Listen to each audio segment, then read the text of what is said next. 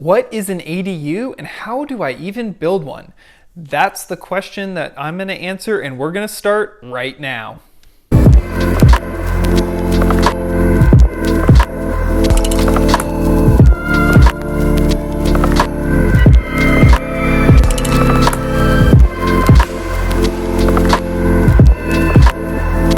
Hey guys, Hans Strazina with the Gunderman Group at Keller Williams Luxury International, coming to you with another video. This time we're talking about the ADU. Most people have no idea what that is, and even if you do, they wouldn't know the first thing of how to start it. Well, basically, it's a way to create another unit on your property, either converting a garage or a basement so that someone can rent it, or you can put a family member there to live with you, so they're not in your exact same space. I actually went and had an interview, because I'm not an expert in this area, with my friend who is an expert, Laura Blair. She's the COO of BuildZig, and among other things, they help people put ADUs on their properties, in their basements, and convert garages, that sort of thing.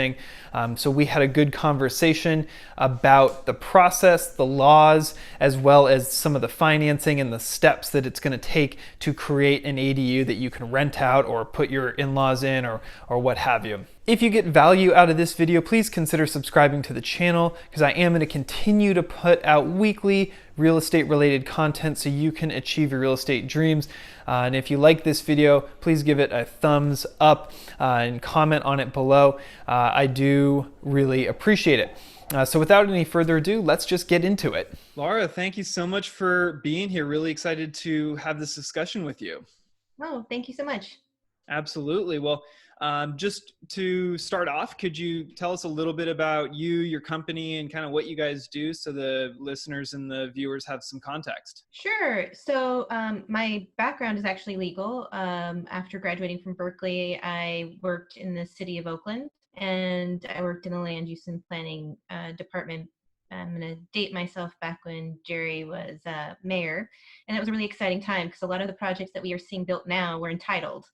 So I got to see kind of what was happening with really big projects. And the vision at that time was to create more services for Oaklanders by creating more housing with these really large projects. So Brooklyn Basin at that time was called Oak to Ninth, and a lot of the development that you're seeing along Broadway and Telegraph and in the downtown areas, those were all being conceived of back then. So it was an exciting time to see kind of how this policy of creating more housing for people and creating that affordability element was related to density and kind of the levers that happen in terms of planning and zoning. So out of that journey is where your company BuildZig came from, and that's where you now are focusing in a lot of different areas, but specifically right now we're talking about the ADU thing, but Yes. generally figuring out how people can build affordable housing, because the Bay Area, COVID or no COVID, has been in a bit of a housing crisis for quite a while. And that's that ADU, or like building an apartment somewhere in the basement or whatever, has been a really hot topic that a lot of people have talked about trying to solve for, and that's exactly what you guys do, right? Exactly. And just kind of going back to when I was originally a Berkeley graduate working at the city of Oakland, what excited me was in terms of how you can use planning and zoning to improve people's lives. We have a lot of new housing, but the prices, as we've seen, have not gone down. Mm-hmm. And we are still people who have grown up and lived in Oakland or currently have a house in Oakland. They are struggling to make their mortgage payments because their lives have changed or the costs of living continue to go up. And I love this new concept and idea of the ADUs because in the context of so much single family housing, we have space to create additional units. I'll be sitting in an open house, for example, and someone will come in and be like, hey, do you think I could turn that garage into a little unit? Or, hey, could I dig the basement down and create an apartment for my in-laws or to rent out, or Airbnb? Like, that happens almost every time there's a garage or there's an unfinished basement. And I think a lot of people are starting to realize that the laws have changed in favor of creating these units. What have you seen specifically at the state and then local levels that has allowed for folks to make an ADU something that's possible for them? Well, the great thing is that basically what the city did, I mean, what the state did was they declared a housing crisis. So Mhm. they said, there is this housing crisis, and so we're going to create a series of laws to make it easier to create housing, specifically in terms of ADUs. Now, there are certain sizes of ADUs that just have to be approved on any single family lot. There's some obvious caveats, but for the most part, you are able to install a detached unit of 800 square feet that is 16 feet in height, as long as it can fit within the rear and side setbacks. Or you can create a unit from converted existing space if it's accessible from the exterior and has sufficient fire safety setbacks. What are some of the big things that you are seeing at kind of a local level as far as people actually taking advantage of some of these laws, and then how people are generally implementing them? Part or by and large, and this is both in Oakland, in the Bay Area, and even places like Los Angeles, what we're seeing is the garage and basement ADUs really outpacing the detached ADUs. First of all, from a construction price point, they are cheaper because there's already an existing structure. Mm-hmm. Um, and also a lot of times just people have that space. With the garage ADU, you don't have to replace your parking. The other thing that we're seeing with folks is that they'll put an aging parent in the ADU, and that ends up being a lot cheaper than full-time care. Sure. So they have their aging parent there. They're able to also, in that case, some assistance, but it's not the same level of support that is needed if they were living in a nursing home, and so that ends up saving a lot of money for them in the long run. Let's switch gears here a little bit and get a little bit more tactical. People who are either they own a home that are listening and watching this, and they're saying, I've got a garage or I've got a basement, or someone who's hunting for a home. What are some of the things that they should be aware of, and what should they be looking for as potential ways to create an ADU on the property? One is, what are the things that you're looking for in your home? And so the easiest and cheapest ADU is going to be something with an existing space that you're converting. Basement space is going to be the cheapest by far because there's an existing foundation there. Most of the time there's an existing foundation there, and all you're doing is improving the structural support. With a garage, you might not necessarily have that foundation. The second best opportunity in this kind of looking at price structure is looking at those garage ADUs, because then all you're doing is you're making a lifestyle decision about how much storage you have and how much parking you have, and you're able to convert those ADUs. Thirdly, then you're looking at an detached ADU, which is going to be someplace in a backyard. When you're looking at a backyard detached ADU, what you want to look for is a flat lot. So thinking about the type of unit that you want and finding the right lot for that and property for that is the first consideration. The second consideration, if you have an existing building or you're prospecting and trying to find one, is your financing. And you really have to work closely with your lender to find out kind of what you're going to be able to qualify for. In the Bay Area, you'd be looking to spend, depending on the type of unit, between $100,000 and $400,000, depending on if you're doing that basement conversion versus that separate ADU, of additional funds beyond your existing mortgage. So that's an interesting point, is the financing component. Like whether you're going to do like a refinance or you're going to do a whole new purchase for an acquisition, having the conversation with the lender saying, this is what I want to do. How can you do it? Because beyond a conventional loan, there are products out there that will allow you to do construction. And it sounds like what you're suggesting is some lenders are even having special loan products for you to build an ADU. Is that what you're seeing as well? Yeah, we're seeing that. It's slowly coming about. I think also, I know that Oakland's looking at this, and the city of Los Angeles has already implemented a program to incentivize homeowners to build ADUs that would be affordable and with really great loan products. And I think this, so what you're seeing is some sort of version where you build the ADU, you get a really good loan product, better than what you would be able to get on the commercial market, Mhm. and you commit to having your ADU be affordable for a certain period of time. So looking for things like an existing garage or an unfinished basement, a flat lot, obviously a hill makes it very, very challenging. Um, and then talking to your lender are really, whether you're doing a refinance or a purchase, that like those are really the first two steps. Where do the dangers lie, or what should people be aware of if they found a property that they're really excited about, or they've got a garage that has no setback on the back part of the property? Like how would something like that work?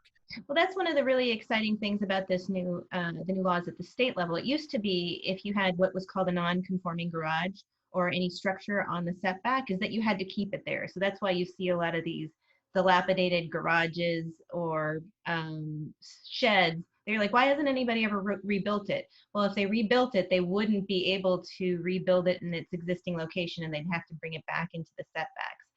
But under, and this is under the California law, they are allowing you to completely demolish that garage or existing structure and build an ADU in its space. Super exciting and a big change, because that's typically not the law at the state, at the city, at city levels. You do have to be aware of easements and other things that might be in place that where you would need to get permissions. Generally speaking, those kinds of things are somewhat rare, but they do exist and they do come up. You know, utility easements or driveway easements, access easements, those all exist, and it's definitely something you want to be aware of. So make sure you talk to your title officer, escrow officer, or look back at the files when you bought the house to really dig into that document and understand what's there and what's possible and what's not. I want to go into the steps of, like, let's say someone found this space or they have a space that they're really ready to take the next step on. You already sort of mentioned the first step, which is the site assessment, but why don't you walk us through the process of how someone could actually build an ADU?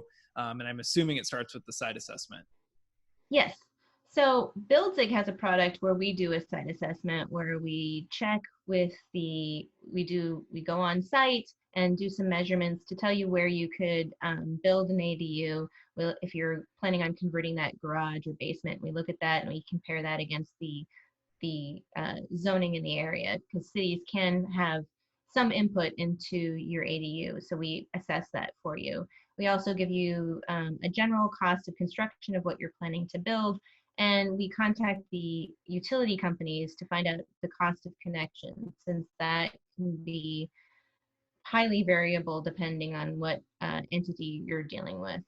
If you plan on doing that on your own, what you would do is the same process that we would do. That first step is really about figuring out the local planning, zoning limitations, and just the location of your ADU and whether it would be allowable, getting the utility information and those costs, and getting a general cost assessment of how much it would cost to add an ADU to the property.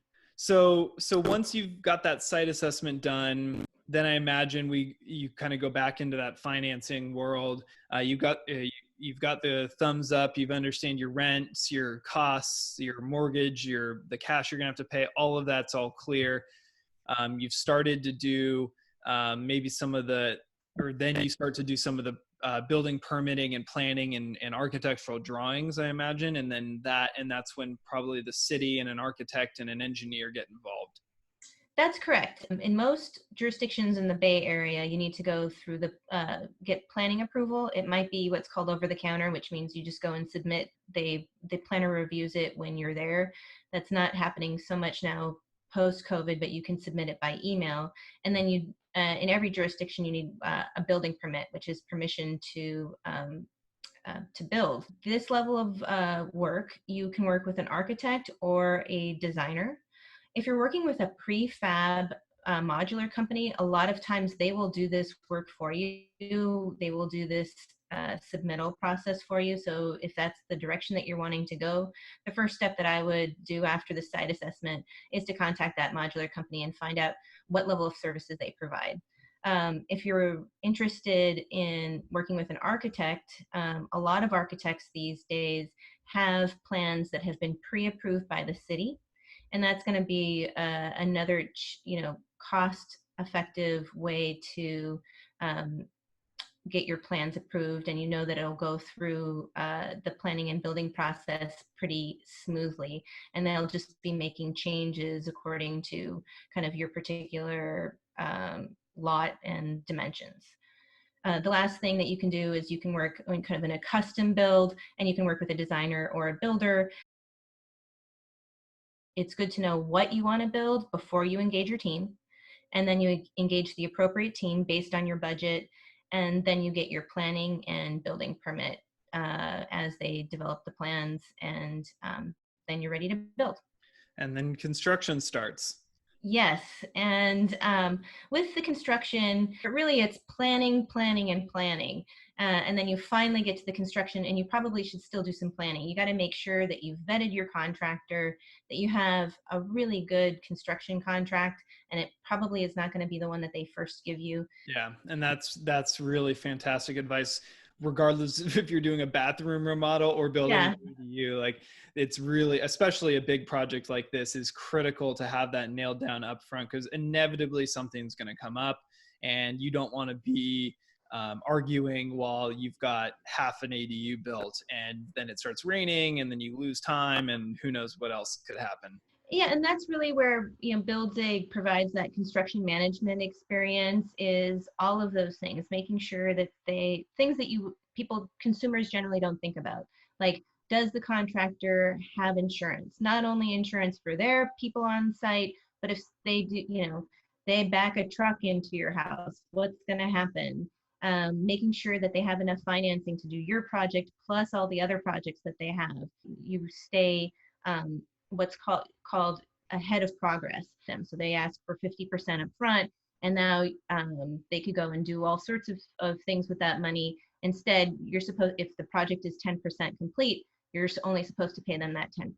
Right. So those are those building practices that having a construction manager on your side to make sure that things don't get out of whack. And I imagine, that whole process is something that if someone engaged with you at BuildZig, that you guys could potentially manage from beginning to end. Yeah, and really what we're seeing is that oftentimes we save people money at the end, both in terms of reductions of change orders. When the vendors know that there's somebody who knows what the best practices are, they usually start having sharpened their pencil a little bit more.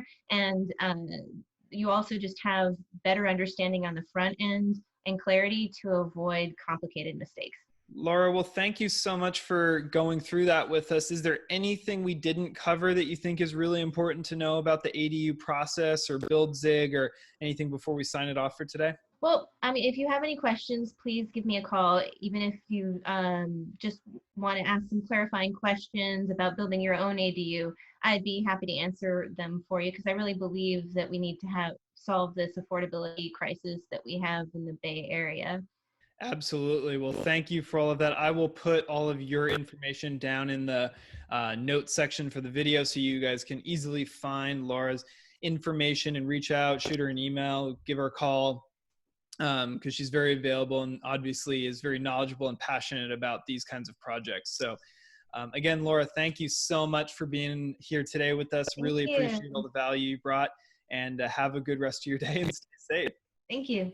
And that wraps it up for today. Thank you guys so much for tuning in. If you want to connect with Laura and ask her some questions about ADUs, whether you're looking to add one to your property or you want to search for a property that has one, she's got your answers. Put all of her contact information down in the notes section of the video, so it's easy to find. And again, if you did get value out of this video, give it a thumbs up. consider subscribing to the channel, because I am going to keep bringing weekly content like this to you every single week, so you're not going to want to miss any of that. Thanks in advance for subscribing, and until next time, this is Hans Strazina with the Gunderman Group at Keller Williams Luxury International, signing off. See you then.